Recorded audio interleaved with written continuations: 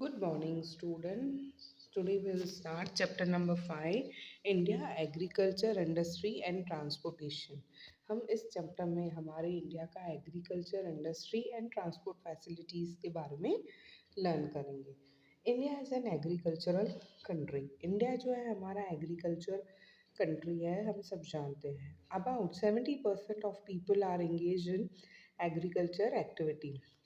हमारे इंडिया में जो 70% पॉपुलेशन है, जो लोग हैं 70%, वो एग्रीकल्चर एक्टिविटीज़ में एंगेज्ड है, एम्प्लॉयड है। The prosperity of country is based on the development of country. हमारे कंट्री की जो प्रॉस्पेरिटी है वो किस पे बेस्ड है? जो डेवलपमेंट है एग्रीकल्चर की, उस पे। डिफरेंट टाइप्स और ग्रोन इन इंडिया। अलग अलग टाइप के जो क्रॉप्स है हमारे इंडिया में ग्रो होते हैं। Crops grown are useful either for food और फॉर इंडस्ट्रीज। जो भी क्रॉप्स ग्रो होते हैं ना, वो इंडस्ट्रीज में यूज होते हैं या तो फूड पर्पस के लिए वो क्रॉप्स यूज होते हैं। Agriculture has progressed by leaps and bounds after independence. काफ़ी सारा प्रोग्रेस एग्रीकल्चर में हुआ, अप्स एंड डाउन्स भी आए, काफ़ी सारी चीज़ें उसमें हुई हमारी इंडिपेंडेंस मिलने के बाद। Now India is guiding the developing nation in industrial technology. India जो है अब हमारा डेवलपिंग नेशन है, किसमें? इंडस्ट्रियल टेक्नोलॉजी में। इट इज़ मतलब वो इंडिया जो है गाइडिंग जो है, गाइड कर रहा है इंडिया को ऐसे डेवलपिंग नेशन जैसे माना गया है इंडस्ट्रियल टेक्नोलॉजी में। Still we are developing in this. Dear students, you have already studied about Gujarat agriculture, industry, transportation in standard 6. Now we will study about agriculture in India. Write the crops grown in Gujarat. कौन से crops grow होते हैं गुजरात में वो इसमें लिखना है। जो इंडस्ट्रीज है वो है एग्रीकल्चर इन इंडिया। नॉर्मल और अनइरिगेटेड एग्रीकल्चर। जो नॉर्मल एग्रीकल्चर या जो अनइरिगेटेड है वो agriculture. Agriculture which is depend on monsoon is normal और अनइरिगेटेड एग्रीकल्चर। अनइरिगेटेड मतलब जो इरिगेशन फैसिलिटीज़ होती है, मतलब जब बारिश नहीं हो, हमने जो पानी जमा करके रखा है उसे हम यूज़ करते हैं, उससे इरिगेटेड होते हैं, इरिगेशन फैसिलिटी। अनइरिगेटेड जो नेचुरली, जो नॉर्मली ग्रो हो। So the crops are as follow. sorghum, millet. Millet are grown in arid region. Sorghum is grown in Madhya Pradesh, Maharashtra, Rajasthan, Gujarat, Karnataka, Andhra Pradesh and Tamil Nadu. Millet is grown in Rajasthan, Gujarat, Maharashtra, Haryana, Uttar Pradesh, and Rajasthan is the largest producer of bajra in India. Now, second is corn. Corn is used as grain and as fodder for animal. It is mainly grown in Karnataka, Uttar Pradesh, Bihar, Andhra Pradesh and Madhya Pradesh. यहाँ पे corn का picture दिया है, आप देख सकते हो 5.2। Third is groundnut. It require less rain to grow. Groundnut के लिए कम बारिश लगती है। And Gujarat is the leading producer of groundnut in India.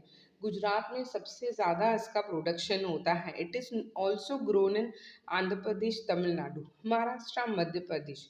50% of the edible oil is extracted from groundnut. Groundnut में से 50% जितना जो एडिबल ऑयल है वो निकलता है।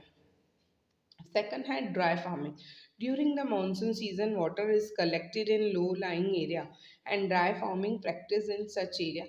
Wheat grows well in such areas. जब मानसून है होता है तब जो पानी है, जहाँ लो लोइंग एरियाज है वहाँ पानी जमा करके रखते हैं, एंड जो ड्राई फार्मिंग है वो फिर उस एरिया में होती है। एंड वीट जो है ऐसी एरिया में ग्रो होता है।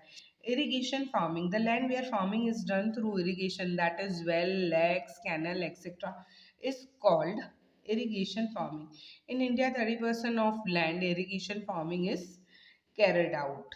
जहाँ पे जो लैंड है फार्मिंग सिर्फ इरिगेशन के थ्रू होती है, मतलब वेल का पानी जो जमा करके रखते हैं, लेक्स का एक्सेट्रा, उसे हम इरिगेशन फार्मिंग कहते हैं। इंडिया में 30% लैंड जो है उस पर इरिगेशन फार्मिंग होती है।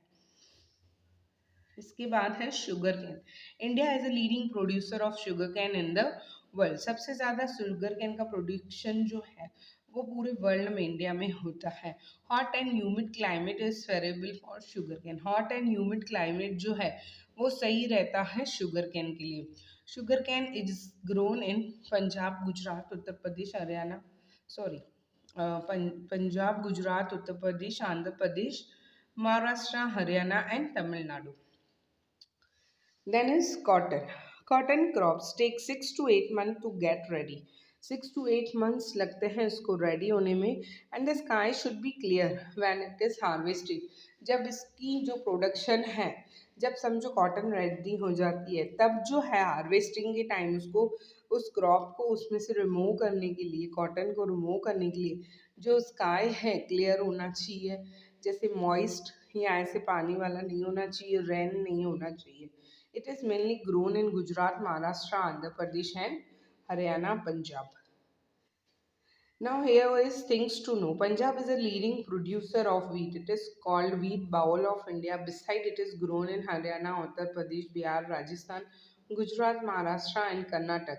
Balia wheat of Bahal region of Gujarat is very famous. Oil is extracted from cotton seed and it is called cotton seed oil. Now is jute. Jute crop takes 8 to 10 months to get ready. The harvested system of the jute fiber is first tied together and soaked in water to soften. The fibers are then stripped from the stalks in long strands and washed in clear running water. Then they are hung up or spread on thatched roof to dry. Jute is grown in West Bengal, Assam and Odisha. After that is paddy. Paddy is an important crop of India. ये एक important crop है India का and it is staple diet of most of the Indian. Most of the Indians जो है इससे अपने खाने में इस्तेमाल करते ही हैं। It is grown in West Bengal, Bihar, Punjab, Assam, Madhya Pradesh, Orissa, Kerala, Tamil Nadu and Gujarat. Now is plantation, where certain crops are grown in the garden method and take care of as garden. It is called as plantation. कुछ crops जो है जैसे आप इस पिक्चर में देख सकते हैं, टी प्लांटेशन जो है वो तो टी का है, बट कुछ क्रॉप्स ऐसे हैं जैसे गार्डन के मेथड के थ्रू ग्रो किए जाते हैं, उनकी केयर भी वैसे ही की जाती है, उसे कहते हैं प्लांटेशन। जैसे कि T, coffee, fruit ऑर्चार्ड्स, vegetable, coconut, palms etcetera. Now, as tea is grown on the slopes of mountain where forests are cleared. Tea कहाँ ग्रो होती है? जहाँ पे स्लोपी माउंटेन हो एंड फॉरेस्ट जो है वो क्लियर हो। Water logging near the roots of tea plant is harmful for the plantation. पानी जो है उसका लॉगिंग नहीं होना चाहिए, पानी रुकना नहीं चाहिए वहाँ पे जो टी प्लांट्स के रूट है, because it is harmful for plantation. That is why it is grown on mountain slope. इसलिए उसकी जो जो ट्रीज ग्रो होती हैं टी प्लांटेशन के, वो स्लोपी माउंटेन पे ग्रो होते हैं। Assam produce maximum tea. Beside Assam tea is produced in West Bengal, Kerala, Karnataka and Tamil Nadu. Now, things to know. India is a leading producer of tea in the world. Discovery of coffee plantation. Kalti Delhi took its goat for grazing. He fed up with the flockling of goats. One day he ate the fruit of plant which his goat were eating, and he also felt fresh. Thus he introduced coffee to the world, and coffee is produced in Karnataka, Tamil Nadu, and Kerala. Now is the irrigation facility. Monsoon in India is irregular and uncertain. Monsoon जो है India में regular नहीं है, हम सब जानते हैं। It comes for 3 to 4 months and it is not clear कि वो सही टाइम पे पूरे टाइम हमें मिलती हैं या नहीं। Most of the state experiences scanty rainfall for short period of time.